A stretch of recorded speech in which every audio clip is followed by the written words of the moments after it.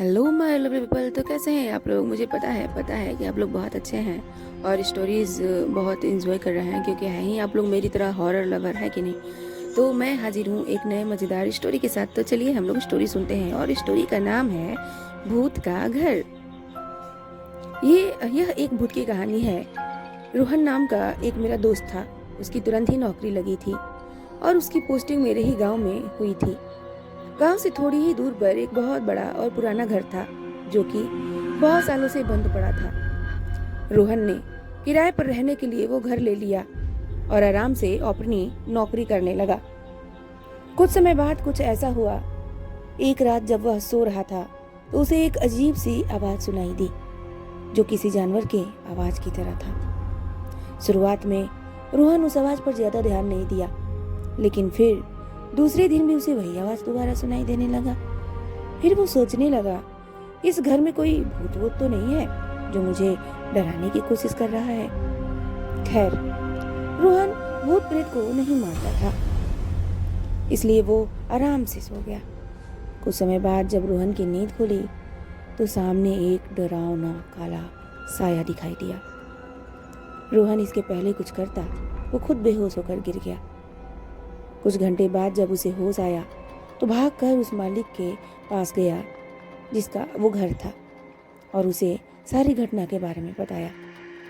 फिर मालिक ने रोहन को बताया कि हमारे घर के ऊपरी मंजिल में एक भूत रहता है। बहुत साल पहले इस गांव के कुछ लोग उसके साथ गलत व्यवहार करके उसकी हत्या कर दिए थे। तब से लेकर आज तक उसकी लाश का पता नहीं चला है।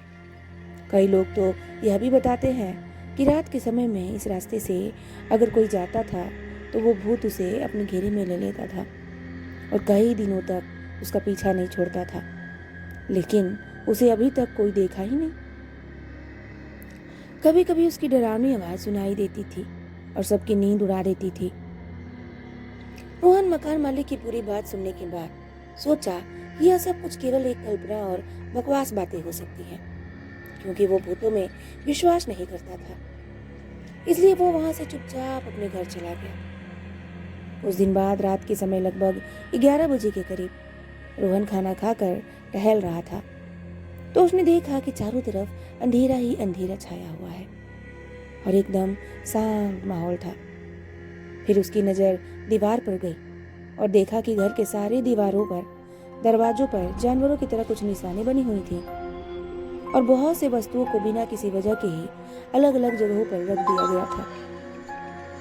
इससे पहले उसने वहां कुछ भी नहीं ऐसा देखा था। फिर एक रात कुछ ऐसा हुआ कि उसकी रूह कांप गई। रोहन अपने घर में अकेले सो रहा था। तब उसे एक डरावनी सी आवाज सुनाई दी। रोहन नींद से उठ गया और इधर उधर देखने लगा कि कौन है जो इतनी डरावनी आवाज निकाल रहा है, लेकिन कहीं से भी कोई दिखाई नहीं दिया और थोड़ी ही देर में वो आवाज बार बार सुनाई देने लगी। जल्दी से रोहन अपने कमरे की लाइट जलाया तो देखा कि एक बहुत ही भयानक और डरावनी दृश्य उसके सामने खड़ा है और उसे घूर रहा है। अब रोहन तो डर के मारे थर थर कांपने लगा और उसकी आवाज भी निकलना बंद सी हो गई थी। फिर उसने मन में ही सोचा कि मैं अपने सपनों में भी नहीं सोच सकता था कि मेरे साथ कभी भी कुछ ऐसा होगा। हे भगवान, अब आप ही मेरी कुछ मदद करिए। उसने देखा कि कमरे के बीच में एक आदमी खड़ा था। उसका शरीर काफी लंबा और डरावना था। दूध की तरह उजले और लहलाते बाल और दोनों आंखें खून से लथपथ थी। और यह सोच के ही डर से कांप जाए इंसान कि वैसा दृश्य कैसा होगा। वह भूत को डरावने रूप में अचानक अपने सामने देखकर उसकी हालत खराब सी हो गई थी। रोहन ऐसा भयानक और डरावना भूत अपनी जिंदगी में कभी पहले नहीं देखा था। जैसे तैसे करके वह उस घर से भागा। खैर, उस घर से निकलने के बाद उसे ऐसा लगने लगा था कि सारी रात उस घर में वो अकेले था, लेकिन वो अकेले नहीं था। उसके साथ शायद कोई भूत था। उसने बार बार पीछे मुड़कर देखा, लेकिन कुछ नहीं था। लेकिन कुछ देर बाद फिर से सोचने लगा, कहीं ये मेरा भ्रम तो नहीं है। और उसके दिमाग में भूतों और अद्भुत चीजों की तस्वीरें आने लगी। सच्चाई जानने के लिए उसने दोबारा उस कमरे में जाने का फैसला किया, लेकिन इस बार उसने अपनी दोस्त को साथ ले लिया। दोनों फिर से उस घर में पहुंचे और उन्होंने कमरे की लाइट चालू कर दी। इस बार उन्हें घर में पहले से भी ज्यादा डर लग रहा था और ज्यादा डरावने दृश्य दिखाई दे रहे थे। दीवार के चारों तरफ लिखे हुए कुछ शब्द और तस्वीरें थीं जो उन्हें अजीब सी लग रही थीं। फिर उन्हें घर के एक कोने में बहुत बड़ा लोहे का बना हुआ एक डब्बा दिखा। जब वे लोग उस डब्बे को खोले तो उन्हें एक भयानक चीज देखने को मिली। उस डब्बे में एक आदमी का लाश पड़ा हुआ था जिसका सिर अलग हो गया था। वो दोनों उस लाश को देखकर पहले से और ज्यादा डर गए और उसे वहीं छोड़ दिया और घर से निकलकर भागने लगे।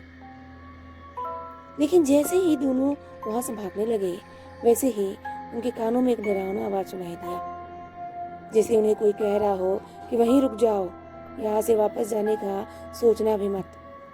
अब तुम दोनों मेरे शिकार बन गए हो, रुक जाओ वहीं पर, नहीं तो मैं तुम्हें अभी मार डालूंगा। रोहन और उसके दोस्त वहीं रुक गए और पीछे मुड़कर देखा तो उन्हें कोई नहीं दिखाई दिया, बस उसकी आवाजें सुनाई दे रही थी। ये क्या था?